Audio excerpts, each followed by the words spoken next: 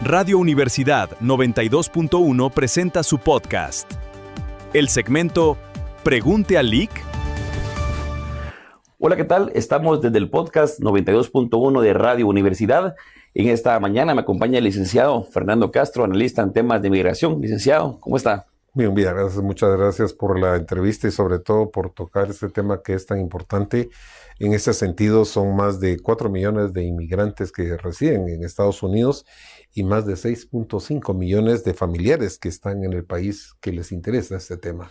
¿Quién más que usted con cuántos años de experiencia en temas migratorios? Bueno, son alrededor de 45 años, 46 años que he tenido diferentes trabajos y en los cuales me ha tocado tratar el tema migratorio. Ha sido una experiencia muy enriquecedora y en ese sentido, pues agradezco la oportunidad que me dio Dios para poder realizar esos trabajos.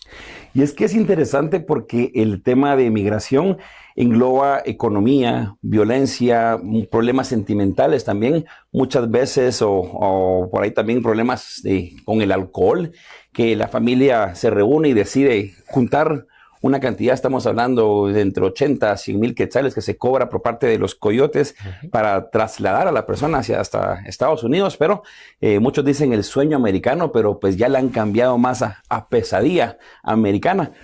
¿Por qué migran los guatemaltecos a Estados Unidos?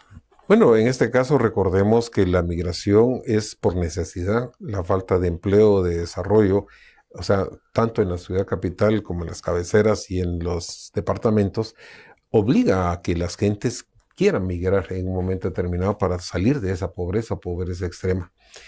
Como bien usted lo decía, o sea, el incremento de los costos que ha puesto el coyotaje ha llegado a 125 mil quetzales por persona y es por esa razón que buscan el hecho de tratar de llegar a Estados Unidos o trataban de llegar a Estados Unidos. En lo que era del 2020 a 2025 fue una crisis humanitaria migratoria tan grande como nunca se había visto, que en ese sentido fueron más de 6,5 millones de personas que fueron expulsadas de la frontera sur de Estados Unidos, de los 8 que llegaron en un intento para ingresar a dicho país. Eso es una muestra de lo que está, de la gran cantidad de personas que buscan una diferente situación para poder tratar de sobrevivir. El camino es largo, el camino tiene muchos problemas, muchas historias, muchas personas han fallecido en el traslado de Guatemala, México y Estados Unidos, que es el punto final, pero el tema de la violencia que se tiene en todo el paso, ya no solamente las pandillas, sino las autoridades del área y los cárteles del narcotráfico que tienen tomadas todas estas fronteras. Pero en este caso hablábamos fuera de micrófonos el tema de que muchas mujeres se van o abandonan los hogares por la violencia que sufren con sus esposos en casa, ¿verdad? Pero también no es fácil pasar la frontera para este sector. No, es sumamente complicado. En este caso, la mujer y el hombre también sufren violencia, sufren violaciones, sufren también el hecho de ser como trata de personas, también son víctimas de prostitución. Y en ese sentido, me alegra que toque este tema porque la gente desconoce que en un momento determinado el migrante puede presentar las denuncias si ha sido víctima de un delito en territorio mexicano. En este caso, los que anticipaba. Y en ese sentido pueden buscar lo que es la asistencia de la Fiscalía de Delitos en contra de Migrantes, en donde lleva un proceso para poder buscar en un momento determinado que le otorguen un amparo y en ese sentido buscar lo que es esa protección en el Estado mexicano. También lo que es en la Comisión Nacional de Derechos Humanos es una obligación que tiene de atender estas denuncias.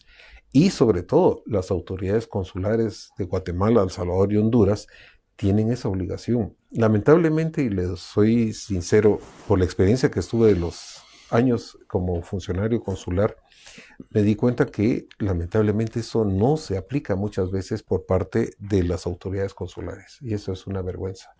En ese sentido, la falta de una supervisión por parte de la Cancillería debería ser un tema que deberían de tratar de un informe, es decir, cuántas personas han obtenido lo que es una protección por parte de las autoridades mexicanas, pero esto no se hace. Entonces son aspectos que deberían de enfocarse y fortalecerlo porque la Cancillería debe modernizarse. Y muchas veces se desconoce también por parte de las personas que están buscando llegar a Estados Unidos. En el caso en particular, pues desconocía que se contaba con una fiscalía para el tema migrante y reiteramos, violaciones, asaltos, lo que es trata de personas, todo lo que se sufre, pues interesante porque no es información que se le dé al migrante. Pues en mi poca experiencia en tema migratorio, podría tenerse carteles informativos en las fronteras. Si usted sufre algún vejamen, podría denunciarlo a este número. Pero esas son las situaciones que cuando uno ve en un momento determinado que existe una autoridad migratoria nacional que está dirigida por la vicepresidenta de la República, porque es de reciente formación, debería ser uno de los temas que deberían de tratar de campañas informativas, tanto para lo que es el migrante que va en ruta, como para los millones que hay en los Estados Unidos. No es una interferencia, sino que es una orientación de muchos aspectos que dentro del programa vamos a tratar. Pero realmente lo que se nota muchas veces es esa falta de voluntad política. Falta de voluntad Eso política. es lamentablemente lo que hay.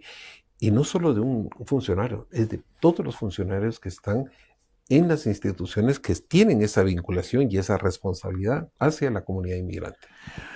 Un viaje de entre 15 a 20 días aproximadamente. Cuando se tiene el recurso, pues se llega hasta cierto punto de México en avión, otros en vehículo.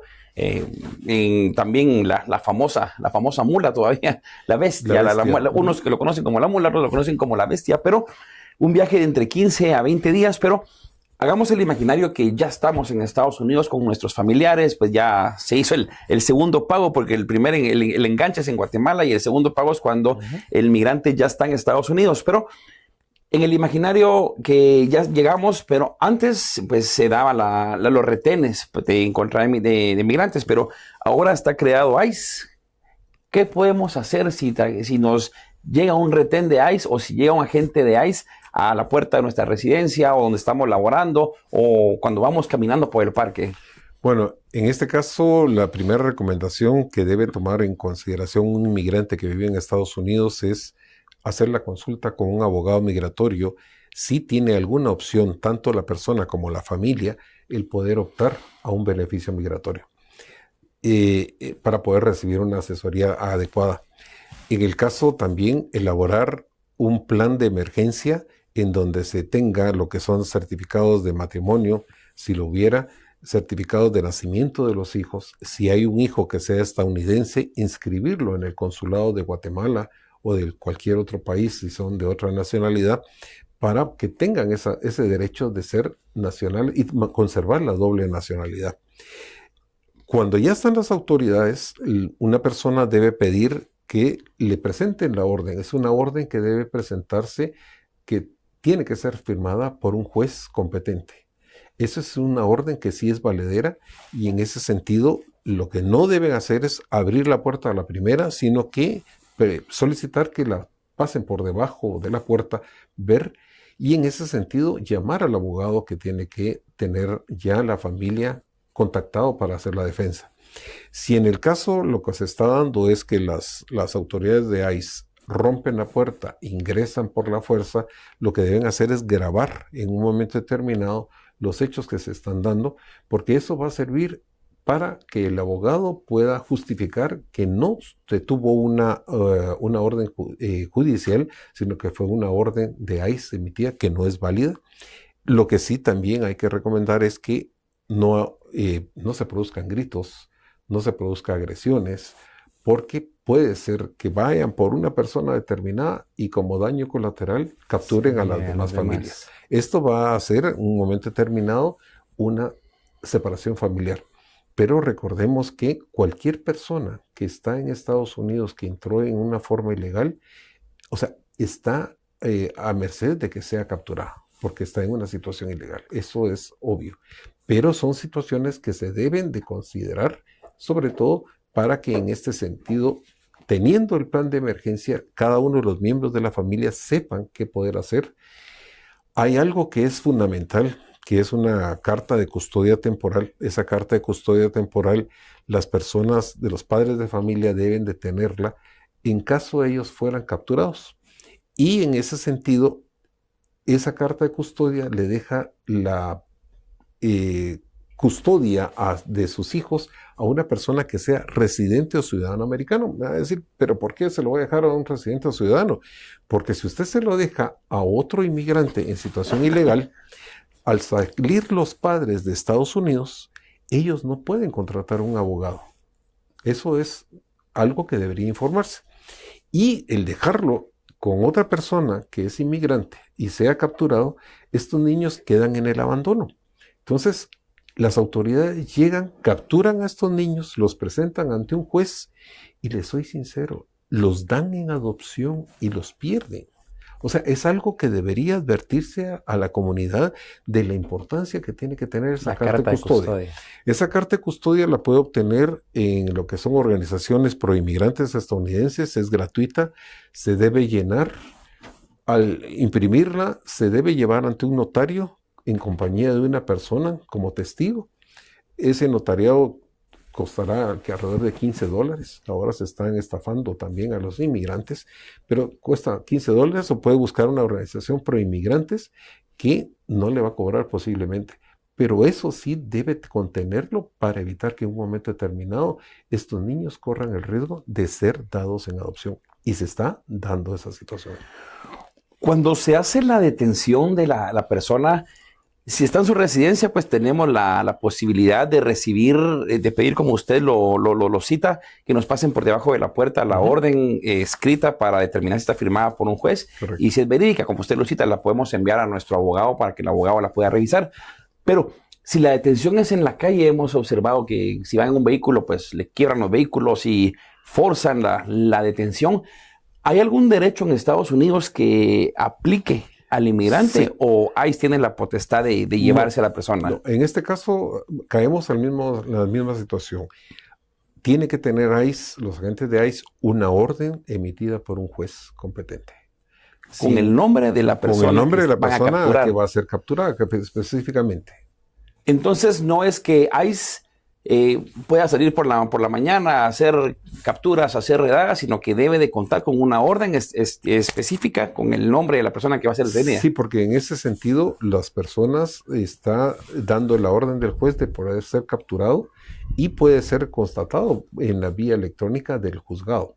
Pero el hecho es de que si no ha sido así, ahí tendría la oportunidad un abogado defensor de poder argumentar que fue una situación ilegal.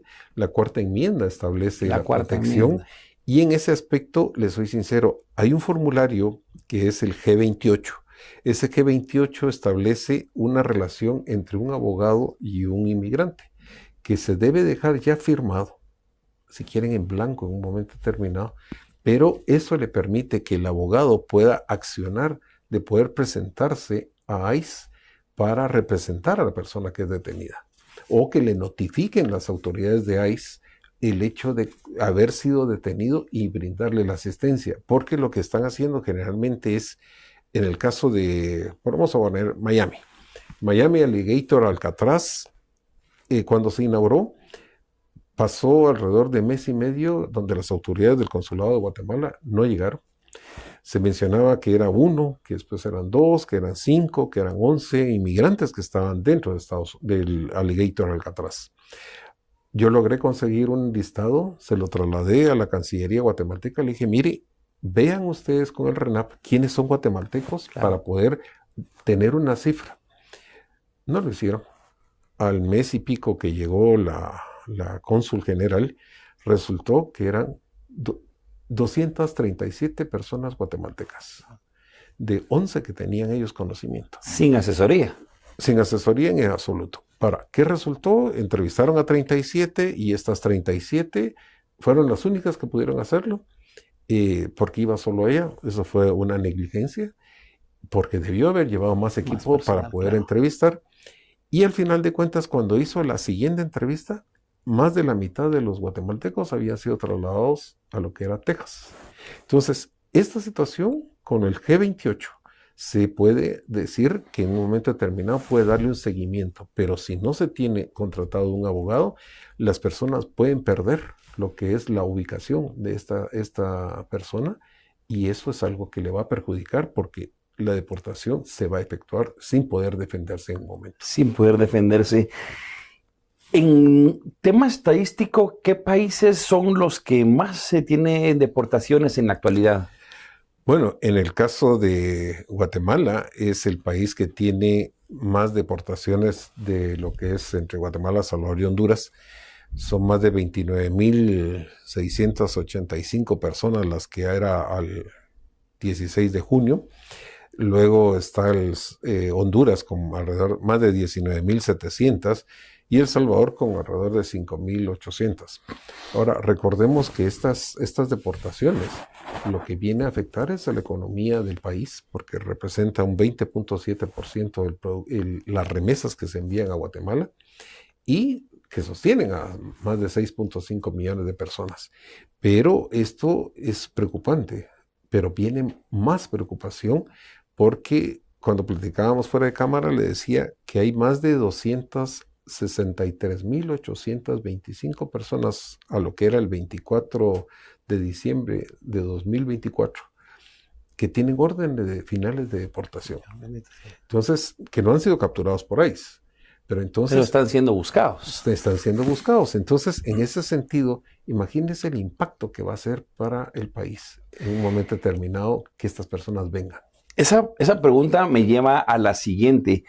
¿Qué ocurriría si las 263,000 personas y un poquito más por ahí, en un mes fuesen capturadas y regresadas hacia Guatemala? ¿Tenemos la economía en el país para poder reinsertarlos a la sociedad? No, no existe. Yo he hablado con el sector productivo, con representantes del sector productivo del país, y en ese sentido ellos manifestaban que lo que tienen la oportunidad de poder ofrecer de trabajo son alrededor de 50,000 plazas. Entonces, solo con eso ya estamos hablando que solo con los deportados, que posiblemente en este año lleguen a 60,000 o 61,000 personas, tenemos un déficit. Más la cantidad de deportados que fueran en un momento determinado con orden de deportación que están buscando por ICE, o sea, sería un colapso. La economía del país quebraría y esa situación sería sumamente complicada porque no hay cómo incorporar a las personas. Vemos que el año pasado fueron alrededor de 55,000 personas que vinieron a Guatemala en el plan Retorno al Hogar, que tardíamente se hizo el año pasado. Solo se han incorporado 1,400 personas. Eso es una muestra de lo que no está en la capacidad de este país y sobre todo el hecho de en los sectores de educación, en salud, o sea, el desempleo se va a incrementar, la violencia, o sea, ¿qué va a pasar? O sea, es un tema que ya no es un problema de gobierno, sino que es un problema de país, en donde la propuesta que he presentado por varios tiempo es que el gobierno hiciera una mesa donde estuviera tanques de pensamiento, representantes de las universidades, planificadores, economistas, analistas migratorios, representantes de los organismos, legislativo, ejecutivo y judicial, para hacer las propuestas, que hay propuestas que se pueden implementar para evitar en un momento determinado, no solo que se promueva más migración, hacer más inversión, pero si la inversión no llega, realmente la situación va a ser sumamente crítica y todos vamos a salir perjudicados. Y es que muchas personas que buscan el sueño americano, al momento de irse, pues dejan una deuda, lo reiteramos, de 80,000, 100,000 hasta 120,000 quetzales, porque son diferentes los precios. Muchas personas venden terrenos, se empeñan terrenos, piden préstamos bastante elevados y se van al extranjero, pero cuando regresan, muchas veces lo que han enviado durante mucho tiempo no se utilizó para inversión en el hogar, sino que también deben de pagar esa deuda que se tiene con el mal llamado coyote. Es correcto, y esto es un punto específico que ha tocado que es sumamente preocupante. Durante el tiempo que laboré en una institución vinculada al tema migratorio, encontramos que había más de 700 casos en Quetzaltenango específicamente y alrededor de 400 en San Marcos, en donde la gente llegaba con un abogado o con un prestamista. y le presentaban sus títulos de propiedad. De propiedad. Entonces resultaba que le decían, bueno, te vamos a dar 50,000 quetzales, pero te vamos a cobrar 5,000 de gastos administrativos para que darte por tu propiedad. Entonces las personas le leían el acta, decían, está bien, a la hora de imprimirlo, firmaban, y lo que hacen es que es una compraventa.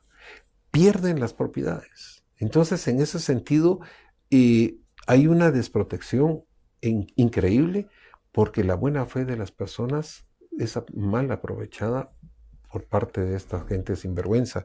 Entonces, mi sugerencia es ir a lo que es un sistema bancario, para que pudiera presentar, si gusta, un préstamo sobre su propiedad, pero no perderla, porque al final de cuentas también terminan en un momento determinado que son arrendatarios de esos terrenos. Entonces, vienen con una deuda al regresar mucho mayor. Con intereses. Con intereses. Entonces, es algo que no se ha explicado en campañas informativas, que tendría que la obligación, como el Consejo Nacional de Atención al Migrante de Guatemala, que con toda franqueza perdió el rumbo hace muchos años, pero debería hacer esto, o la Autoridad Migratoria Nacional.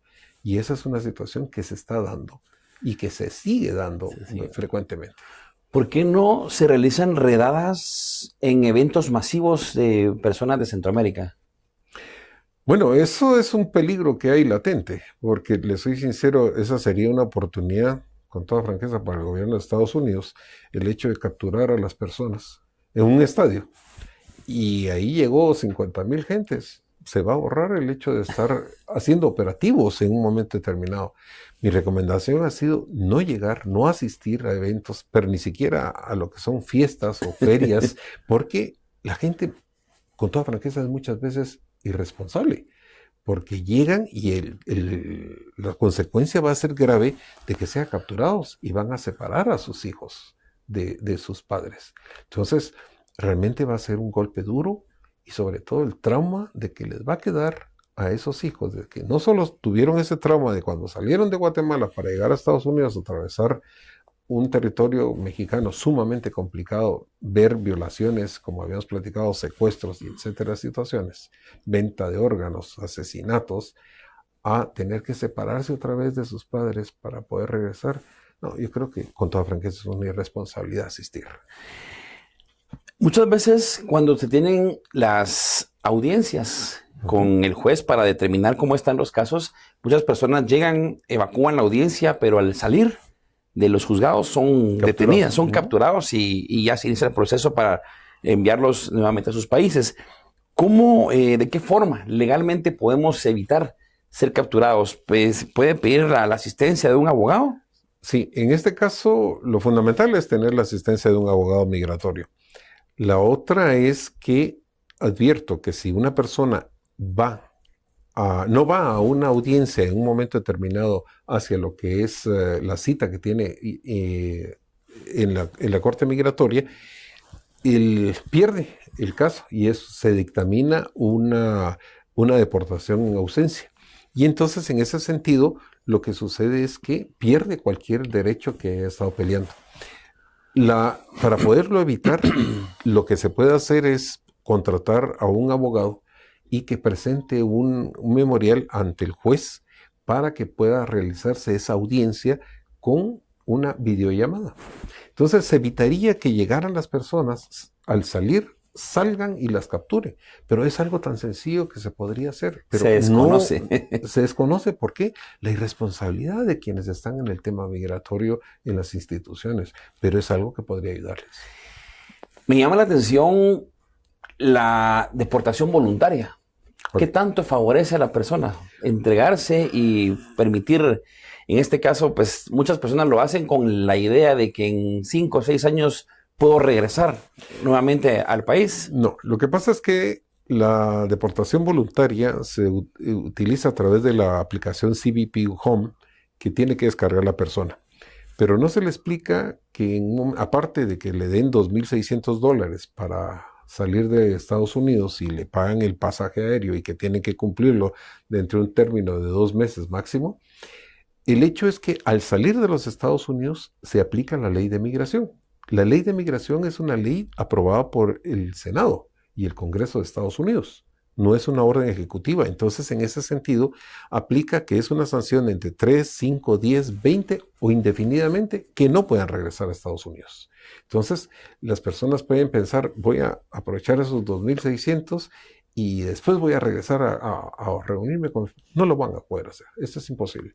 Pero ni las autoridades de Estados Unidos lo explican, ni el gobierno de Guatemala le explica, mire, esta es la situación que debería darse a través de campañas o a través de correos electrónicos. Si se dice que son más de 3.800.000 personas que han llegado a los consulados, que yo con toda franqueza lo dudo, o sea, porque son trámites que han realizado, tendrían que tener una base de datos para poder informar a todas esas gentes, y no lo hacen. Entonces, eso constituye una irresponsabilidad. 2 puntos me llaman la atención. Desinformación, que sería el primero, ¿verdad? Y lo segundo, pues, no dejarse ver para no ser capturado. Sí, lo que pasa es que la desinformación es una situación que se ha dado no solo en este gobierno, sino que en todos los gobiernos. Y no solo de Guatemala, sino que de Centroamérica también. Entonces, en ese aspecto, debería de cambiarse una propuesta para poder conformar esas campañas informativas. Hacerlas aquí en Guatemala y que los familiares se enteren en una publicación en diarios para trasladársela directamente a cualquier persona que está en los diferentes estados. Hacerla en Estados Unidos es imposible, lo que sería un costo muy grande. Pero el otro hecho es, en lugar de salir a pasear, en lugar de moverse a los centros comerciales o lo demás, pues no arriesgar a toda la familia, sino que ir uno y abastecerse, pero no estar saliendo, porque ahora los operativos se están haciendo tanto en carreteras, en centros comerciales, en centros de trabajo, en cualquier parte, y va a sufrir una captura y una deportación. Para concluir la intervención, y muy agradecidos que usted esté en el podcast de Radio Universidad en el 92.1, la conclusión del tema. Bueno, fundamentalmente sería hacer una consulta con un abogado migratorio para ver los casos y el de su familia.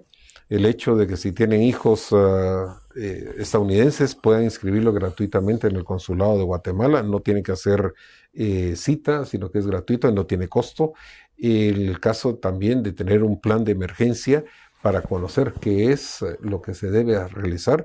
También considerar tener una tarjeta de débito para poder sacar dinero, sabiendo el PIN también, para que en un momento determinado, si es capturado el padre o la madre, sepan qué hacer o con qué dinero poder movilizarse. Y el hecho es de que la carta de custodia temporal es fundamental para que estos hijos de guatemaltecos inmigrantes en situación ilegal no vayan a ser capturados y dados en adopción. Es fundamental el tener eso y sobre todo tener los contactos en Guatemala para saber cómo tomar las decisiones más adecuadas, y si no, no tenerlo va a tener una complicación tanto en escuelas, en atención médica, y es una situación que puede prevenirse. Muchas gracias al analista Fernando Castro, quien estuvo con nosotros desde el podcast de Radio Universidad 92.1. Pues analista en temas migratorios, esperamos tenerlo nuevamente por acá. Gracias a usted por acompañarnos. Muchas gracias, va a ser un gusto.